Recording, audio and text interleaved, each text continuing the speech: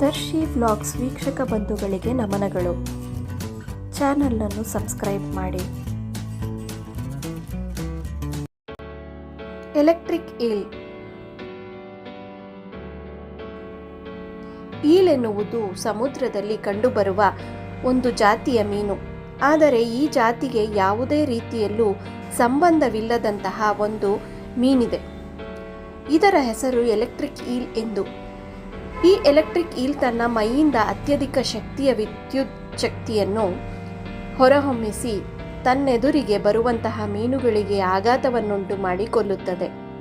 ಹೀಗೆ ಕೊಂದಂತಹ ಮೀನನ್ನು ತನ್ನ ಆಹಾರವಾಗಿ ಇದು ಸೇವಿಸುತ್ತದೆ. ಎಲೆಕ್ಟ್ರಿಕ್ ಈಲ್ ಬಗೆಗಿನ ಸೋಜಿಗದ ಸಂಗತಿ ಎಂದರೆ ಪೂರ್ಣ ಪ್ರಮಾಣದಲ್ಲಿ ಬೆಳೆದಂತಹ ಈ ಮೀನು ಸುಮಾರು 550 ವೋಲ್ಟ್ನಷ್ಟು ವಿದ್ಯುತ್ ಶಕ್ತಿಯನ್ನು ಹೊರಹೊಮ್ಮಿಸಬಲ್ಲದು.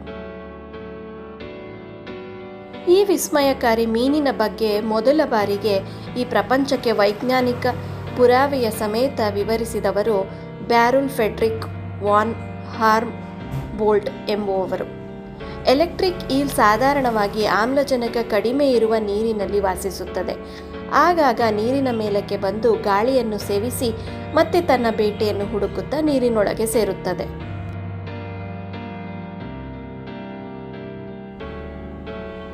ಲೋಬೋರೈಡಿ. ಲೋಬೋರೈಡಿ ವರ್ಗವೊಂದನ್ನು ಬಿಟ್ಟು ಜಗತ್ತಿನ ಉಳಿದ ಎಲ್ಲಾ ಜೇಡಗಳು ವಿಷಮಯ. ನಿಜ, ಜಗತ್ತಿನಲ್ಲಿ ಲೋಬೋರೈಡಿಗಳನ್ನು ಬಿಟ್ಟರೆ ಎಲ್ಲ ಜೀವಿಗಳು ಜೇಡಗಳು ವಿಷಕಾರಿಯಾಗಿರುತ್ತದೆ. ಅದರ ನಂಜಿನ ಸಂಯೋಗಗಳು ತಮ್ಮದೇ ರೀತಿಯಲ್ಲಿ ವಿಭಿನ್ನವಾಗಿರುತ್ತವೆ. ಕೆಲವು ಸಂಯೋಗಗಳು ಹುಳು ಕ್ರಿಮಿಗಳನ್ನು ಕೊಲ್ಲುವಷ್ಟಾಗಿದ್ದರೆ ಇನ್ನು ಕೆಲವು ಮನುಷ್ಯನನ್ನು ಕೊಲ್ಲುವಷ್ಟು ಶಕ್ತವಾಗಿರುತ್ತದೆ. ಇನ್ನು ಕೆಲವು ಹುಳುಗಳನ್ನು ನುಂಗುವಷ್ಟು ಬಲಿಷ್ಠವಾಗಿರುತ್ತದೆ. ಮನುಷ್ಯನಿಗೆ ಜೇಡವೇನಾದರೂ ಕಚ್ಚಿದರೆ ಅವರಿಗೆ ನೋವಾಗಬಹುದು ಅಥವಾ ರೋಗದಿಂದ ನರಳಬಹುದು. ಆದರೆ ಇತ್ತೀಚೆಗೆ ಕೀಟಶಾಸ್ತ್ರಜ್ಞರಿಗೆ ತಲೆನೋವಾಗಿರುವುದು ಸಿಡ್ನಿ, ಆಸ್ಟ್ರೇಲಿಯಾದಲ್ಲಿ ಕಾಣಸಿಗುವ ಲಾಳಿಕೆ ಜೇಡ ಅಥವಾ ಪೊಯುನಲ್ ವೆಬ್ ಜೇಡಗಳು. ಅದರಲ್ಲಿರುವ ನಂಜು ಒಂದು ಮಗುವನ್ನು ಸಾಯಿಸುವಷ್ಟು ಶಕ್ತಿ ಹೊಂದಿದೆ.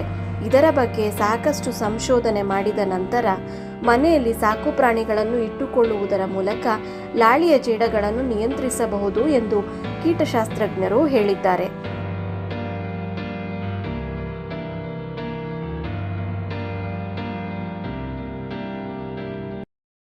ಈ ನನ್ನ ಪ್ರಯತ್ನ ಇಷ್ಟವಾದಲ್ಲಿ ದಯವಿಟ್ಟು ಲೈಕ್, ಶೇರ್, ಕಮೆಂಟ್ ಮತ್ತು ಸಬ್ಸ್ಕ್ರೈಬ್ ಮಾಡಿ. ಧನ್ಯವಾದಗಳು.